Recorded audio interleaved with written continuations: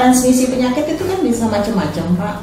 Bisa dari cairan yang seperti yang sekarang ini COVID, bisa juga airborne seperti influenza, bisa dari sentuhan, bisa dari kontak fisik dan sebagainya.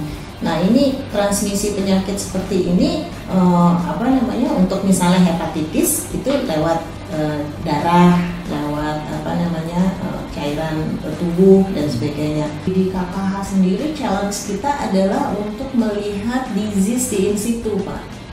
Kita punya banyak data penyakit tapi di ex situ, di luar habitat. Jadi sementara ini kan kita minta informasi penyakit itu dari lembaga-lembaga konservasi itu berkebun binatang. Dirjen KSDAI bersurat sudah ke beberapa pemerintah kabupaten dan kota yang punya pasar yang jualan satwa liar ya. Kita meminta mereka untuk menutup juga dari sisi dilindunginya ya, karena ini melanggar Undang-Undang 590. Lebih banyak pola hidup yang memang kita harus ubah terkait dengan masalah hygiene tadi. Dan satwa liar itu bukan sumber penularan penyakit loh, gitu ya. Tapi memang penyakit itu sudah ada di satwa liar kita, dan jangan sampai menganggap bahwa itu merupakan musuh kita. Tapi lebih baik kita berdampingan saja hidup dengan satwa liar. Seperti sama hal dengan kita hidup berdampingan dengan manusia di seluruh bumi ini dan makhluk hidup lain.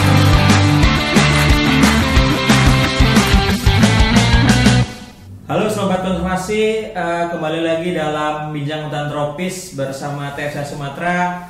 Kali ini saya Yuda dan saya Samedi. Nah Pak, pada hari ini kita akan ngobrolin soal tema yang menarik nih Pak, soal COVID-19, zoonosis dan konservasi satwa liar. Nah, hari ini kita sudah kedatangan narasumber yang seorang narasumber perempuan yang handal dan kece Pak. Siapa beliau Pak? Beliau adalah Ibu Dr. Hewan Indra Eksploitasia. Beliau seorang konservasionis dan juga ahli mengenai satwa liar. Beliau saat ini menjabat sebagai Direktur Konservasi Keanekaragaman Hayati di Kementerian LHK. Selamat pagi Bu. Selamat pagi Mas Yuda, selamat pagi mentor saya Pak Samedi. Salam sehat selalu semuanya. Ya, selamat datang di Bincang Hutan Tropis. Ya, terima kasih atas undangannya. Ya. Nah, ini juga selamat datang di galerinya Pak Samedi. Ini semua adalah lukisan Pak Samedi sendiri Bu nih. Ini nanti kalau Sobat Konservasi pengen pesan lukisan bisa lewat saya, Japri. Iya Pak, iya nggak Pak? Tapi harganya mahal. Oke Bu, sebelum langkah ke diskusi, saya ingin tanya sedikit dong Bu. Ini tentang nggak mungkin ada kaitan sedikit dengan topik hari ini. Jadi ketika hari ini kita pandemi, hal positif apa sih Bu yang kegiatan positif apa yang ada di dalam masa-masa pandemi dan itu jarang sekali ditemukan ketika hari biasa atau tidak ada pandemi? Banyak ya kegiatan-kegiatan kita, sebenarnya kita bilangnya bukan terkendala ya, tapi lebih kepada bagaimana kita mengantisipasi COVID itu sendiri. Dan saat ini kan kita sedang memasuki masa adaptasi. Jadi ini yang sekaligus juga kita melihatnya tidak hanya dari sisi pandemi COVID, tapi juga dari sisi sebenarnya karena isu ini isu penyakit ya, dan kita berhubungan dengan satwa liar yang juga ada penyakit, sehingga memang bagi kita, bagi dunia konservasi ini memang sudah sudah kita hadapi selama ini, bagaimana kita mengantisipasi adanya apa yang kita sebut dengan emerging infectious disease atau penyakit infeksi baru. Jadi Ibu percaya ya kalau penyakit ini memang berasal dari hewan. Ini kan penyakit sudah menjadi pandemi yang sangat mengglobal dan sangat besar kemungkinannya ini berasal dari hewan ya. Iya, bukan percaya, memang iya, karena memang kita sudah melakukan banyak assessment kajian yang membuktikan bahwa di sumber dari penyakit itu juga berasal dari wildlife ya. Jadi perlu saya sampaikan juga bahwa di OIE itu tuh World Animal Health Organization, WHO-nya untuk binatangnya. Nah itu kita mengkategorikan hewan itu kan dari sisi yang sudah didomestikasi dan memang yang sifatnya wild. Jadi ada poultry, ada livestock, ada aquatic, ada pet, ada equine ya khusus untuk kuda dan wildlife. Jadi memang penyakit itu memang sudah ada baik di yang hewan domestikasi maupun yang di wild. Nah kalau misalnya terjadi transmisi dan sebagainya itu juga memang sudah menjadi bahasa yang kita sebut dengan penyakit yang sifatnya zoonosis dari manusia ke hewan dan sebaliknya dari hewan ke dari manusia juga ke hewan. Nah kalau kita bicara COVID kita masih belum tahu sifatnya itu zoonotik atau tidak. Ini yang menjadi critical issues-nya. Apakah dia nanti menjadi zoonosis? Nah, pertanyaannya seperti itu. Sekarang karena penularannya kan dari human to human. Iya. Oke, baik Bu. Tadi Bu menjelaskan mengenai zoonosis. Tolong jelasin dong Bu, apa itu zoonosis? Oh iya. Kadang-kadang kita suka lupa bahwa orang tuh udah paham semuanya. Jadi di istilah kita ada penyakit yang disebut penyakit zoonosis, adalah penyakit yang bisa ditularkan dari manusia ke hewan dan sebaliknya dari hewan ke manusia. Nah untuk dari satwa liar ada beberapa penyakit yang memang sudah terdeteksi menjadi penyakit zoonosis. Misalnya hepatitis. Hepatitis itu banyak terjangkit di primata dan juga ada yang di manusia. Jadi ini sumber penyakit dan kemudian penularannya terhadap hepatitis bisa dari primata ke manusia maupun dari manusia ke primata. Itu untuk di primata. Di primata tuh ada banyak, tuberkulosis, hepatitis, itu penyakit-penyakit zoonosis. Untuk di burung misalnya kita kenal dengan avian influenza. Walaupun H5N1 memang banyak di burung, tapi dia juga berpotensi menularkan ke manusia juga dengan sifat virus HN-nya. Nah, juga misalnya psitakosis itu penyakit yang memang ada di paru bengkok. Gejalanya mirip dengan tifus di manusia. Itu juga zoonosis. Dan banyak penyakit-penyakit yang memang penularannya memang berasal dari manusia ke hewan, juga hewan ke manusia. Itu yang disebut dengan zoonosis. Nah, kalau kita bicara COVID, SARS-CoV ini memang dari kelelawar, ada di kelelawar, bukan dari ya maksud saya, ada di kelelawar. Dan ini bukan berarti mutasi terus kemudian menyebar menjadi COVID-19 sekarang ini, karena kita memang belum tahu, karena dia memang belum tahu kita bersifatnya ini zoonosis atau tidak. Tadi Bu Indra sempat bilang ada TBC dan hepatitis. Nah, apakah kalau manusia kena penyakit serupa TBC dan hepatitis tadi dan berinteraksi dengan satwa liar, apakah penyakit yang sama itu bisa tertular kepada misalnya gajah kayak gitu atau hewan yang lain, Bu? Ya, kalau Hep sama TB itu biasa di primata ya. Kalau misalnya di gajah itu yang kita sekarang yang masih temuan masih baru, yang masih kita belum lapor ke OAI adalah justru rabies. Di beberapa tempat ada rabies di gajah. Dan kemarin juga ada kasus di Waikambas, kita juga melakukan imunisasi akhirnya kepada petugas-petugas untuk mencegah terjadinya penularan rabies dari gajah ke manusia. Jadi spesifik ya, jadi kita tidak bisa bilang bahwa Hep itu kepada semua wild animal. Jadi untuk primata ya seperti itu. Jadi seperti apa sih sebenarnya penularan dari hewan ke manusia, terus kemudian dari manusia ke hewan, berubah lagi mungkin nantinya dari manusia ke manusia gitu. Itu mekanisme penularannya sebenarnya seperti apa ya caranya? Iya, transmisi penyakit itu kan bisa macam-macam Pak. Bisa dari cairan yang seperti yang sekarang ini COVID, bisa juga airborne seperti influenza, bisa dari sentuhan, bisa dari kontak fisik dan sebagainya. Nah ini transmisi penyakit seperti ini untuk misalnya hepatitis itu lewat darah, lewat cairan tubuh dan sebagainya. Tidak memang langsung kontak fisik langsung bisa terjadi penularan. Jadi sebenarnya penularan yang namanya ada yang disebabkan oleh virus, ada yang disebabkan oleh bakteri. Tergantung bagaimana cara mereka beredar gitu ya. Transmisi penyakit itu ada macam-macam gitu Pak, tergantung dari penyebabnya. Nah, kalau TBC atau hepatitis itu kan tadi menular dari hewan ke manusia atau sebaliknya, itu karena reseptornya sama. Jadi penyakitnya itu sendiri atau faktor penyebab penyakitnya itu sendiri itu masih yang itu juga. Nah, kalau kita balik lagi ke COVID-19, taruhlah itu benar berasal dari dulunya kelelawar, itu kan mungkin juga sudah mengalami mutasi sehingga ke manusia bisa, kemudian dari manusia ke manusia, tapi juga bisa tidak balik lagi ke kelelawar gitu. Ya, itu yang misteri.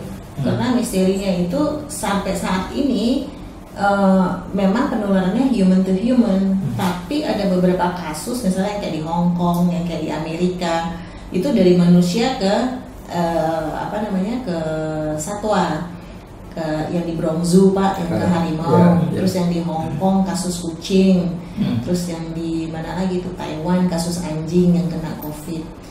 Nah, laporan terakhir itu kan biasanya kita dilaporkan ke OIE ya.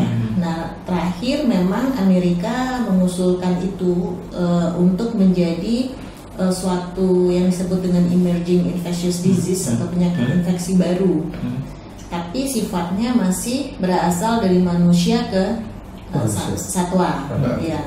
Belum ada bukti evidence yang menyatakan justru sebaliknya, satwa yang ke manusia. Nah, ini yang masih, karena COVID ini kan masih banyak Pak misterinya Pak. Iya, betul. Jadi memang saat ini ya report baru yang didaftar ke OIE dari Amerika itu masih sifatnya lebih dari human to wild animal. Itu beda ya. Dalam sepertinya tidak sampai 10 tahun terakhir ada banyak penyakit-penyakit baru seperti MERS. Kemudian ada SARS, Ebola mungkin sudah lama ya, bukan termasuk penyakit baru. Hanya baru-baru ini yang disebut new emerging diseases itu, mereka itu beda ya cara penularannya, atau mungkin mekanisme transmisinya itu dengan COVID yang masih misterius itu berbeda ya. Sebenarnya banyak Pak ya misteri ini ya Pak ya. Kalau di kami sendiri di KKH sendiri, challenge kita adalah untuk melihat disease di in situ Pak. Kita punya banyak data penyakit tapi di ex situ, di luar habitat.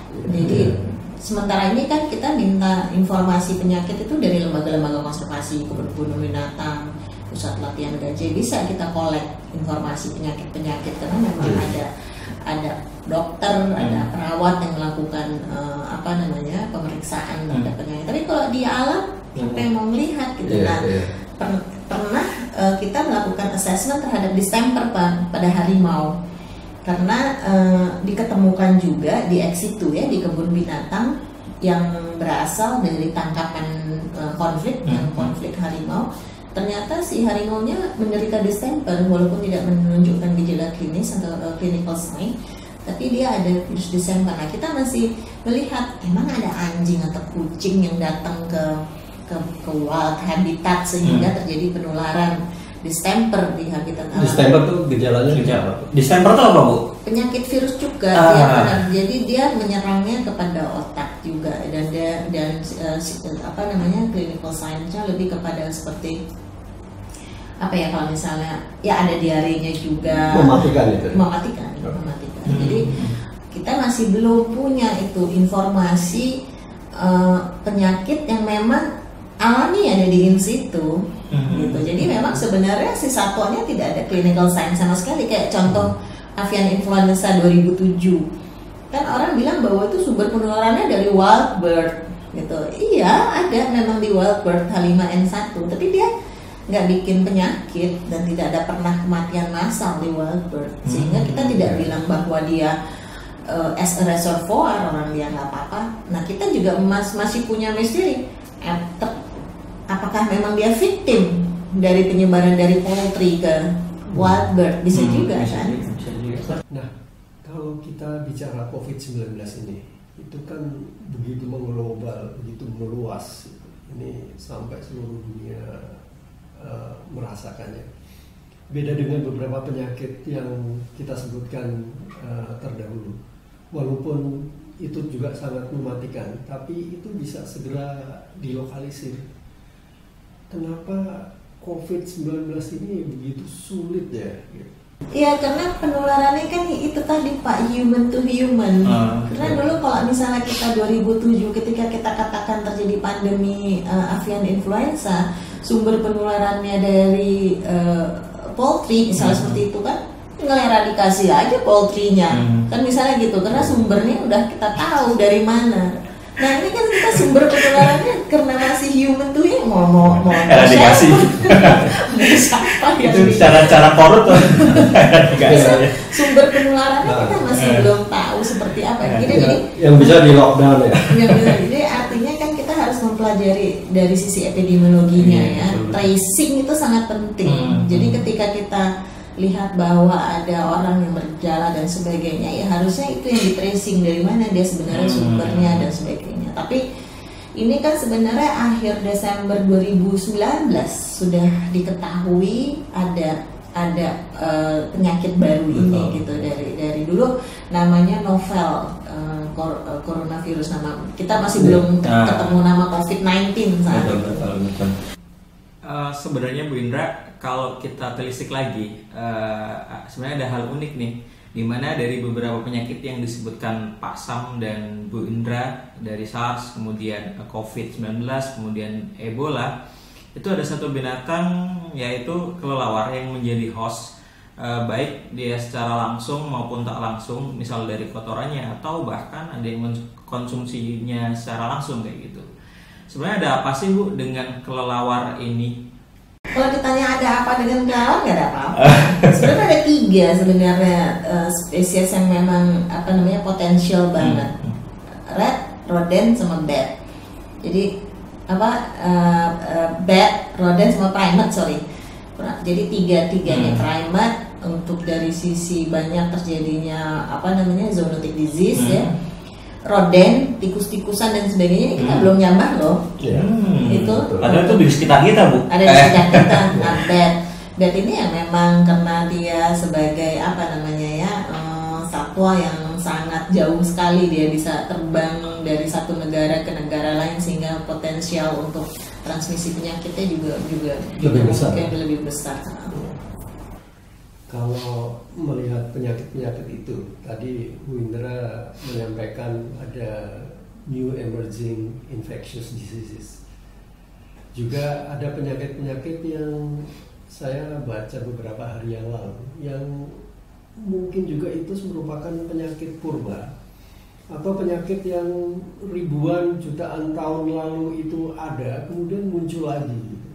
Itu yang kata orang disebut sebagai re-emerging infectious disease gitu. Itu gimana Bu? Ya tadi Pak, sebenarnya misteri itu tadi kan sebenarnya kita melihatnya apakah memang dia gini.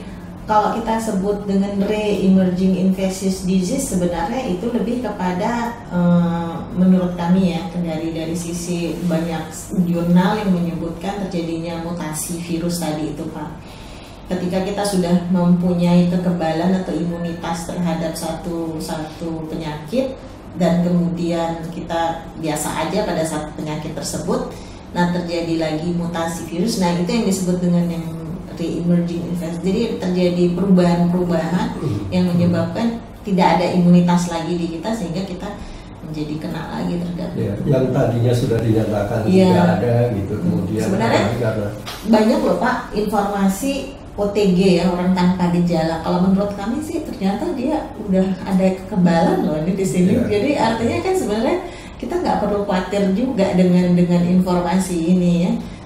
Artinya bahwa orang makin banyak yang mempunyai kekebalan terhadap COVID-19. Sebenarnya ini ya informasi bagus juga sih kalau menurut kami. Mudah-mudahan.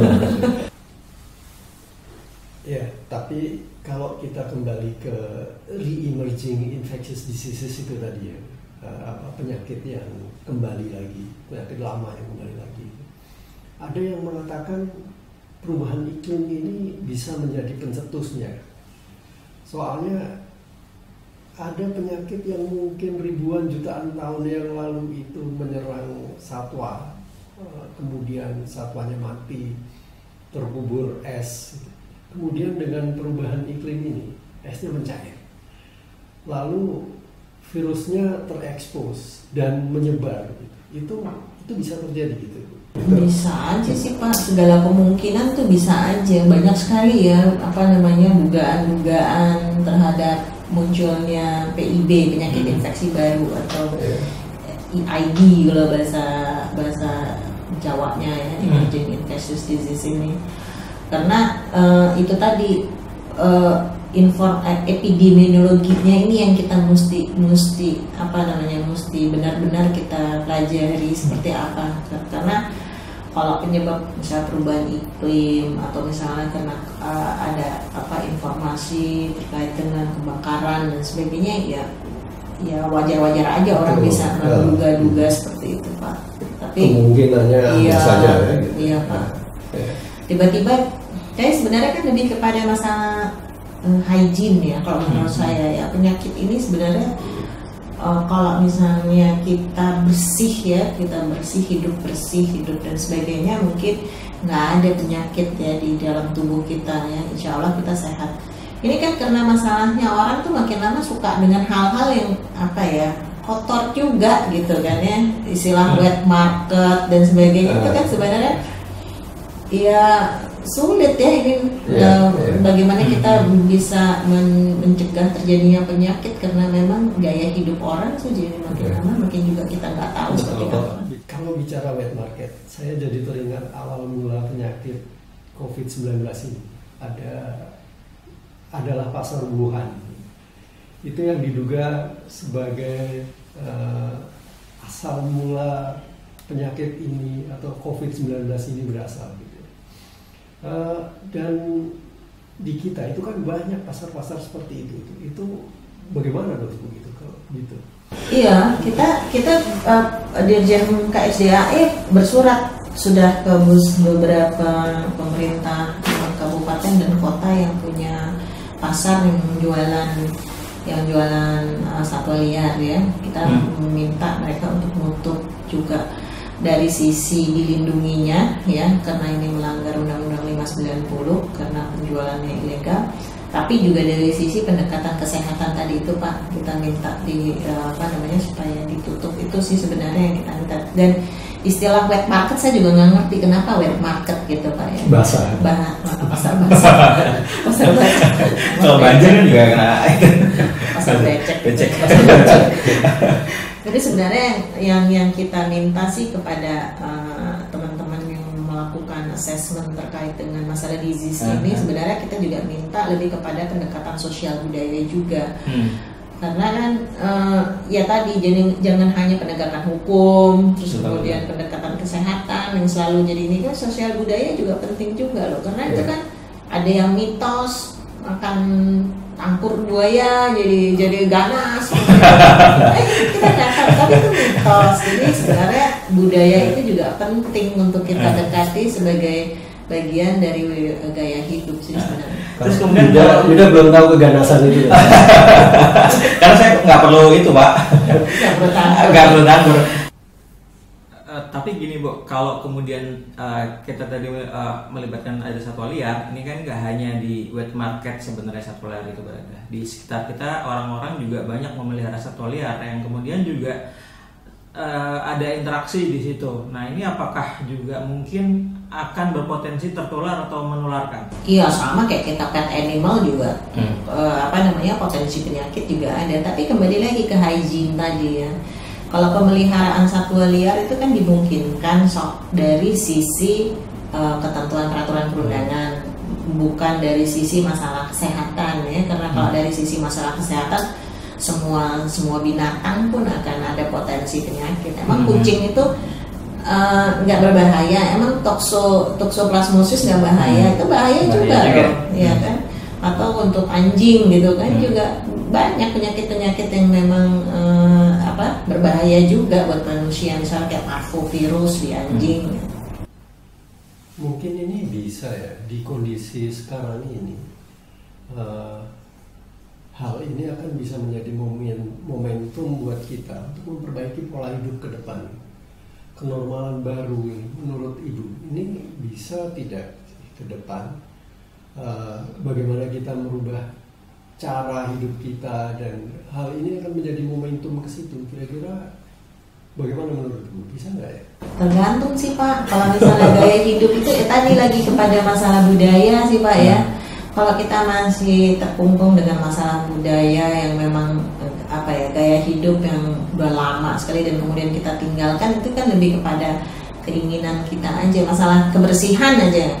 Belum tentu loh semua orang yang bisa berubah gaya hidup dari mau cuci tangan, pakai masker dan sebagainya, itu kan males banget, mager banget setiap kali apa-apa cuci tangan. Ini keseringan cuci tangan, garis tangan hilang nih.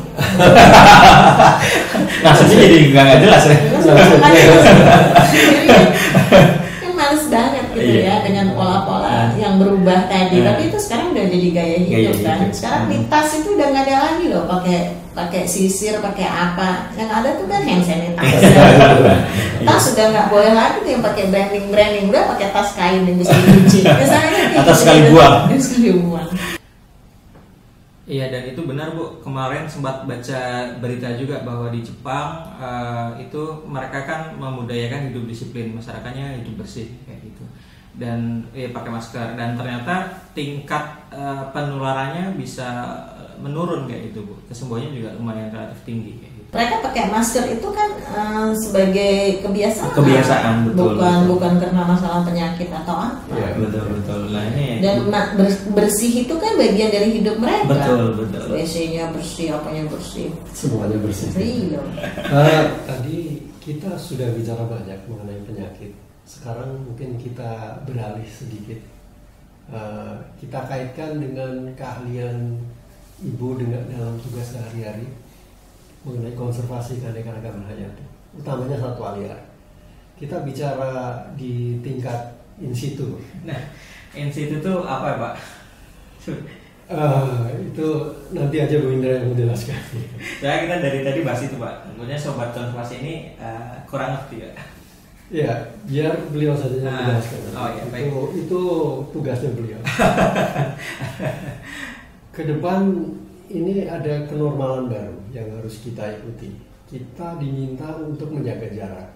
Bukan hanya kita saja yang menjaga jarak, tapi di antara kita dengan pencetusnya tadi, vektornya, kita dengan satwa liar itu harus kita jaga jaraknya. Nah, dalam kondisi hutan kita yang semakin fragmented, semakin terpotong-potong gitu, itu bagaimana nanti konsep kita menjaga jarak antara satwa dengan manusia? Ya, kalau in situ ya Pak ya, kita bergerak dari in situ. In situ itu adalah konservasi di dalam habitat tempat penyebaran satwa itu berada, itu in situ. Jadi intervensi manajemennya itu adalah di wilayah penyebaran alami berarti, yang natural ya. Nah, untuk sebenarnya Pak nggak usah ada pandemi pun kita memang intervensi manusia di wild habitat tidak ada gitu. Even medis konservasi pun tidak ada, kecuali kalau ada konflik kita melakukan rescue. Rescue itu sendiri pun tidak dalam konteks handling. Jadi artinya kita melakukan pembiusan dari jarak jauh, kemudian translok kita rilis kembali. Itu yang menjadi menjadi poin terhadap apa yang disebut dengan medis konservasi ketika kita bicara ada campur tangan manusia. Jadi sebenarnya tidak ada istilah sentuhan dengan manusia ketika kita bicara di in situ.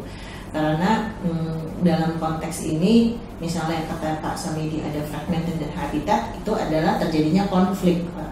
Jadi, nah konflik ini ditanganinya seperti apa? Ditanganinya tadi, Pak. Jadi istilah medis konservasi adalah tidak ada perlakuan kontak fisik dengan satwa.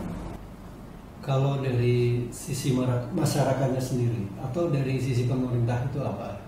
Sebetulnya kan bagaimana sebenarnya caranya agar manusia itu tidak terlalu dekat dengan satwa di habitat itu kami dari sisi pemerintah sebenarnya ingin mendorongnya itu, Pak, dalam hal penataan ruang yang harmonis, Pak.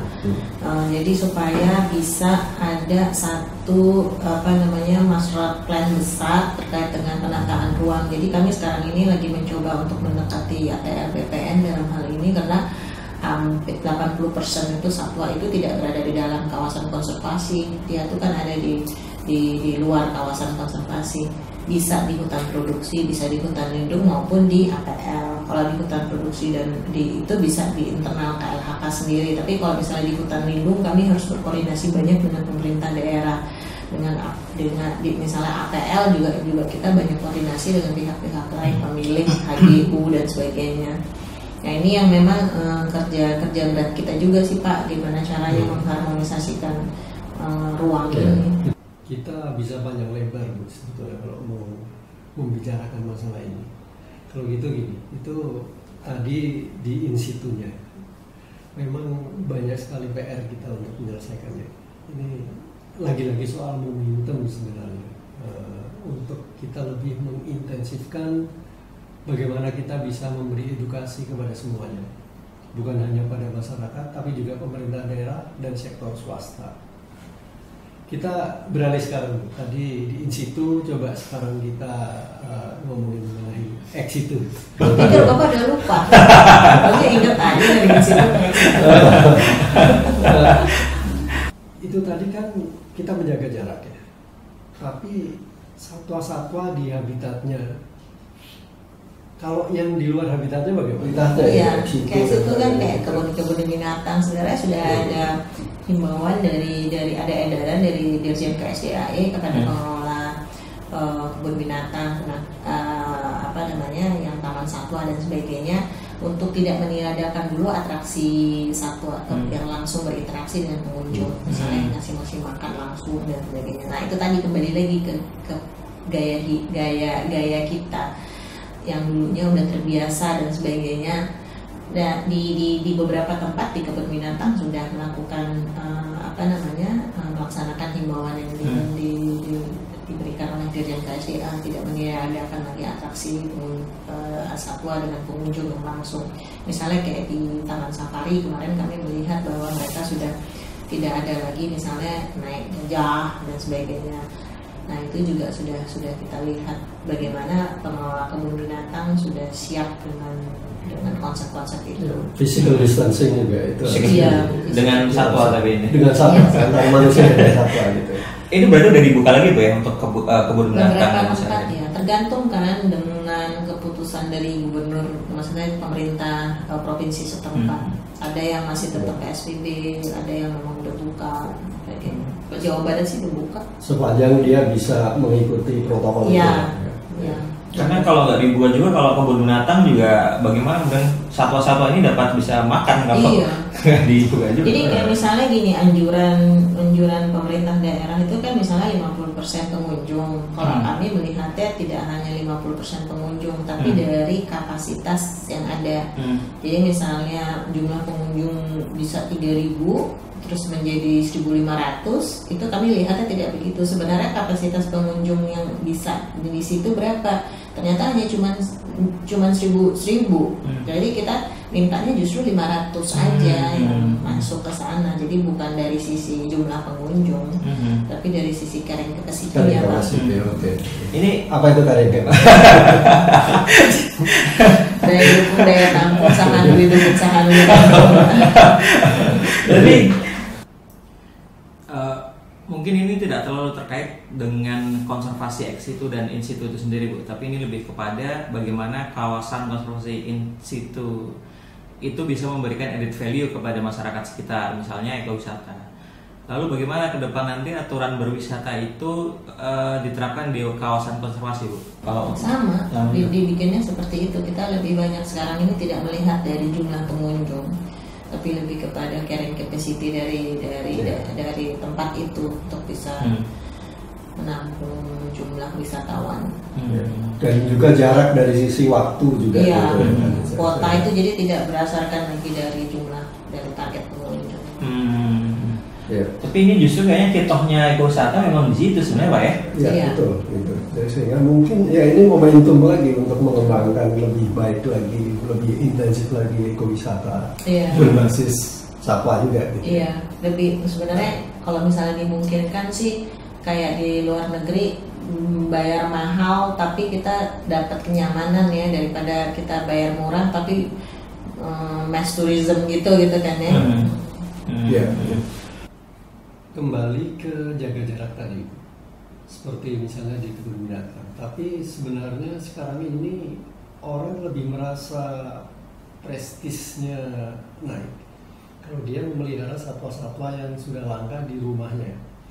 Kalau dari sisi polisi pemerintah atau dari sisi pengaturan sebenarnya seperti apa? Kan Pak Samidi juga yang buat undang-undang Dibalikin. ini tamu kita. ini sebenarnya dimungkinkan di undang-undang gitu kan Pak ya, untuk melakukan pemeliharaan. Ini ada saya bawa teman juga di sini, Mas Irfan, ini sekarang lagi mencoba untuk membuat mandat TPP 8 permen kesenangan. Nah, permen kesenangan ini kan belum ada tuh Pak diatur di dalam belum. Nah, ini sekarang kami lagi menunggu survei. Jadi ini Mas Irfan ini lagi mendapatkan tanggapan dari masyarakat ya. Sebenarnya kesenangan itu apa sih? Mendapatkan apa sih yang disebut dengan kesenangan? Hobiis yang untuk yang memelihara. Kita lagi pengen dapat ini dulu, dapat tanggapan dulu dari masyarakat sebelum kita membuat aturan terkait dengan permen kesenangan ini. Apa yang harus dilakukan terlebih dahulu oleh masyarakat sebelum mereka seharusnya memelihara satwa?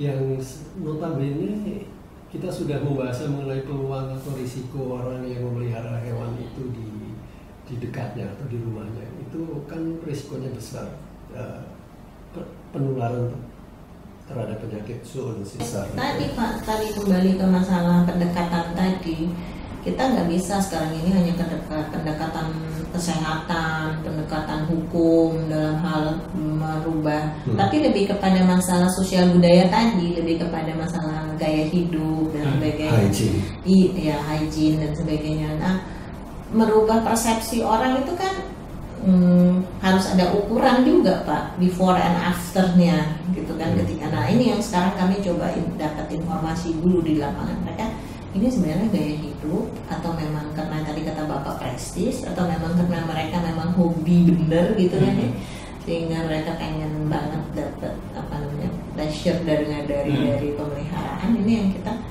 itu merubah gaya hidup tadi itu kan Pak, yang jadi challenge kita. Edukasi itu sangat penting. Betul. Nah itu tadi edukasinya mau dari aspek kesehatan, ya sudah kita sudah lakukan Pak, dari pendekatan kesehatan. Dari sisi hukum sudah juga kita kan banyak melakukan enforcement terhadap pemeliharaan satwa yang dilindungi dan sebagainya. Hanya kembali ke momentum ini tadi.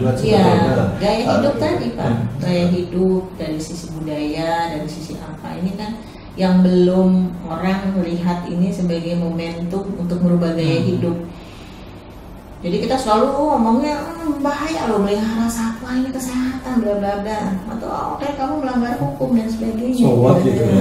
Tapi kan ketika mereka ditanya lebih kepada kayak orang Chinese kan senang banget dengan lohan, dengan warna gitu kan ya. Kenapa? Karena membawa keberuntungan dalam itu kata. Nggak pernah tuh kita dengar mereka seneng pelihara-peliharanya gitu kan. Iya kan, justru itu kan yang kayak arwana kan dilindungi dan sebagainya. Nah ini kan apa gitu yang menjadikan mereka menjadi sangat ini banget dengan itu kan budaya. sebenarnya sebagian sudah disebutkan tadi sama oleh Bu Indra. Tapi dari sisi pemerintah ini ada ketentuan mengenai new normal. Kemudian kita harus menggalakkan budaya hidup bersih dan sebagainya. Atau ada nggak rencana atau mungkin sudah ada dari kantor pemerintah atau KLHK mengenai aturan atau policy dari kementerian yang mengatur mengenai ini, yang memberikan arahan atau apa terhadap new normal dan bagaimana menghindari penyakit ini dari satwa liar. Polisi dalam konteksnya surat edaran, Pak. Kami sudah membuat surat edaran dari Pak Dirjen KSDAI kepada seluruh pemangku yang namanya mereka yang punya usaha terkait dengan satwa liar, lembaga konservasi, penangkaran dan sebagainya. Ada 2 surat edaran yang kami terbitkan terkait dengan bagaimana di tengah pandemi COVID ini masyarakat diminta ya itu tadi ya ke penangkar dan ke lembaga konservasi, ke pengedar, artinya yang memang terkait dengan penyelenggaraan tata kelolanya satwa itu dalam hal manajemen kelola satwa liar itu sudah ada surat edaran, tapi intinya sih memang lebih bersifat himbauan untuk melakukan ya itu tadi Pak, biosecurity, biosafety dan sebagainya itu. Baik, Yun, masih ada lagi? Oh iya Pak, kalau dari saya sekalian disimpulkan ya? Nggak usah disimpulin Pak, biar Sobat Konservasi yang menyimpulkan. Nah menurut Ibu, dengan cara kita hidup sekarang ini, misalkan cara hidup yang masih eksploitatif, ini tuh di kemudian hari atau di masa depan apakah memungkinkan muncul pandemi baru? Mungkin lah ya, menurut saya juga bukan peramal ya. Pernah ada 2008 ya, pernah ada tulisan ya terkait dengan adanya penyakit ini. Jadi jelas sekali disebutkan pada tahun kembar, disebutnya di situ tahun kembar ya, bahwa ada nanti bukunya saya share juga. Jadi bahwa ada penyakit baru yang menyerangnya ke paru-paru. Di situ di ramalnya itu di situ di tahun kembar itu ada penyakit baru.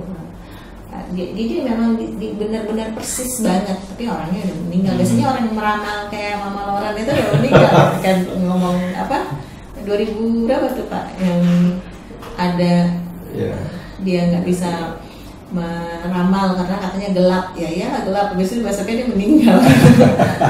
Nah itu kan kita juga nggak tahu ya ke depan pandemi ada lagi atau enggak. Tapi mudah-mudahan sih sebenarnya ini kan siklus dunia untuk berevolusi mungkin juga bagian dari situ kan ya, ada muncul penyakit baru atau ada muncul penemuan-penemuan baru dan imunitas kita berubah dan sebagainya. Ini kan juga maksudnya bagian dari evolusi bumi kan dia tua banget dan tingkah laku orang mungkin juga bisa menyebabkan mempercepat gitu ya, mempercepat adanya gaya hidup lagi.